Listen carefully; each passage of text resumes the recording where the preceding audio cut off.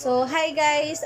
Good morning! Ngayon po ay wala po muna ako mapopost na vlog ko about acupressure. Pero this day kasi, this morning, hindi pala ito morning. It's already 12 p.m. Well, kasi ngayon kasi ay time na magpapainom ako sa baby ko, yung kasi Mia. Yung problem niya, meron siyang malagkit na ubo, malakas yung tunog, tapos, pero hindi naman siya palaging nag-uubo. Bi, pakihinaan nga, Bi, yung TV. Or turn off mo na lang. Okay. Hindi naman palaging umuubo, pero yung ubo niya kasi, yun bang feeling mo na nahihirapan siyang huminga, tapos parang malagkit na malagkit. At actually, mas lagi siyang umuubo pag yung oras ay or every morning pag gumigising siya sa umaga or afternoon hanggang gabi. So yun, pero hindi siya consistent na Okay, bakit? Yan siya yung may Tapos pag umuubo siya, ayan. Pag umuubo siya, minsan lumuluha na yung dito. So yung gagamitin ko po na gamot is orange. Well, actually nagamit ko na to pang second time ko na.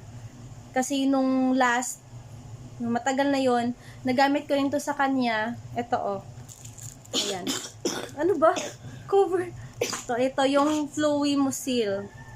Lang para malabo. So, Wait lang. Ito na lang yung kasi may plastic. Yan siya, guys. Oop, wait lang, baby. Wait lang, baby. Okay, so yung Fluimucil na to, nalaman ko to sa friend din namin na dito din sa amin.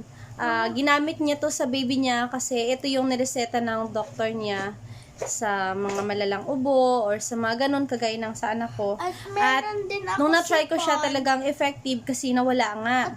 Actually, nawala siya within 2 days lang. 3 days, yon, tapos naging okay na siya. Pero ngayon, kasi lagi siya natutuyuan ng pawis. Wait lang, Be. Kasi lagi siya natutuyuan ng pawis kasi masyado malikot, tsaka palagi siya mahilig sa matamis. Lalo na hindi siya palagi dito sa bahay. So, kung may pera siya, ayan, bili ng bili. Yan, sa Dewey Donut. Ayan, mahilig siya doon. Kaya doon din, yun din yung dahilan na nagkaubo siya at sa mga malamig. At chocolate at lollipop. Okay, so, candy. Yung Everything! wait lang, be. Kasi, itong gamot is for children 2 years old and above. Ayan, ito yung acetylcysteine, Fluimucil. Meron siyang 100 mg. It's a granules for solution, mucolytic RX. Ayan. So, yung brand niya is Zambon. So, yung dosage niya, children 2 years old and above, 1 sachet, dissolve in water 2 to 4 times daily according to age. Contraindicated in children below 2 years of age. May kung sa nagtatanong din kung pwede ito sa adults. Sa adults naman, pwede. 2 sachets po, dissolve in water 2 to 3 times daily. Ayan. So, sa kids, isa lang yan. So, sa baby ko, pinapainom ko siya 2 to 3 times a day. Ayan. So, ngayon ko lang siya papainumin ng 3 times a day. Gawin ko siyang 3 times. Kasi nung una, yung ginamit ko sa kanya is for adults lang na Fluimucil. Pero this time, yan, nakabili kami ng para sa kanyang age. So, ito po yung itsura niya. Ayan, so na-dissolve ko na po dito yung 1 sachet po ng 100 mg na Fluimucil. So, ganito po karami yung tubig na nilagay ko kasi nga mas gusto niya na ganito lang. Para medyo marami daw para sa kanya yung, yung puno na tubig. Pero okay lang din kahit ganito lang karami. Pwede din naman na isang baso talaga yung tubig. Okay, so isi-shake ko lang po muna ulit. At ako yan, i-drink ko yan muna. Okay. Tapos, sabihin mo baby kung ano yung lasa ha. Okay, sige. Sige, ubusin mo.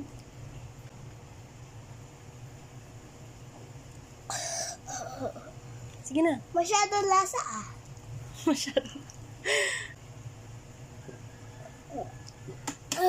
Bakit? Ano ba lasa? Hindi siya matamis? Ha? Masyado lang tamis. Masyado matamis? Okay. Masyado matamis, are you sure? Okay. Actually, yung lasa nito, natikman ko, medyo matamis naman siya, may konting asim. Pero, syempre, may lasa talaga na parang, may lasa talaga na gamot. Pero, okay lang yon kasi for me naman, parang okay naman, carry naman siya. Orange naman yung flavor. Pero kasi yung baby ko medyo masyadong, alam mo na. So, yun guys. Ito guys, yung na-notice ko, nung after second day na pinainom ko siya, is yung phlegm niya, pag umuubo na siya, meron na siyang lumalabas. Tapos, pag mag-sneeze, meron nang lumalabas na phlegm. Lumalabas na talaga guys, as in. Tapos, nung before, hindi siya masyado makahinga. So, ngayon, medyo nasa free airway na siya. Hindi masyado na nagka-clog. Pero, syempre, hindi pa rin tayo mag-assume na okay siya. At least, meron na akong nakita na magandang result in just 2 days na napainom ko siya ng Fluimosil. And, yun nga guys, sa sinasabi ko palagi, always do the acupressure. So, pwede pong gamitin yung dito po, pisilin po yung dito. Gamit po yung dalawang pointer po natin. Ayan. Pisilin po yan. Mas maganda po pag meron po tayong ginagamit na massage oil, yung manzanilla, yun na lang po. Pag clog po yung nose niya, so ginaganyan-ganyan ko. Ayan, hindi po siya mabilis ha, paunti-unti lang po.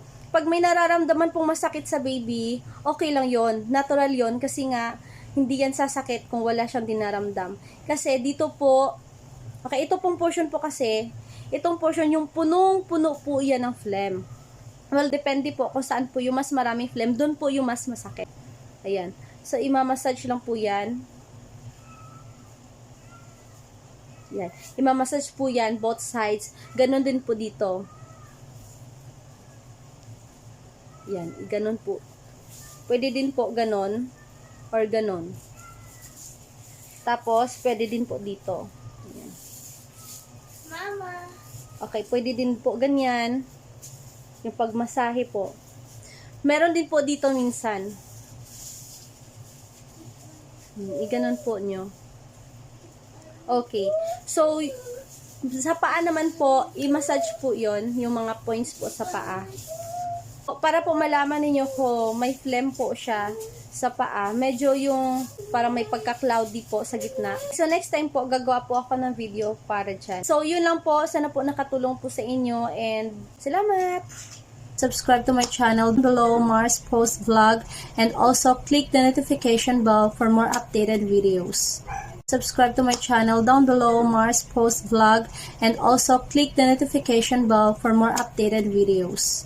Subscribe to my channel down below, Mars Post Vlog, and also click the notification bell for more updated videos. Subscribe to my channel down below, Mars Post Vlog, and also click the notification bell for more updated videos.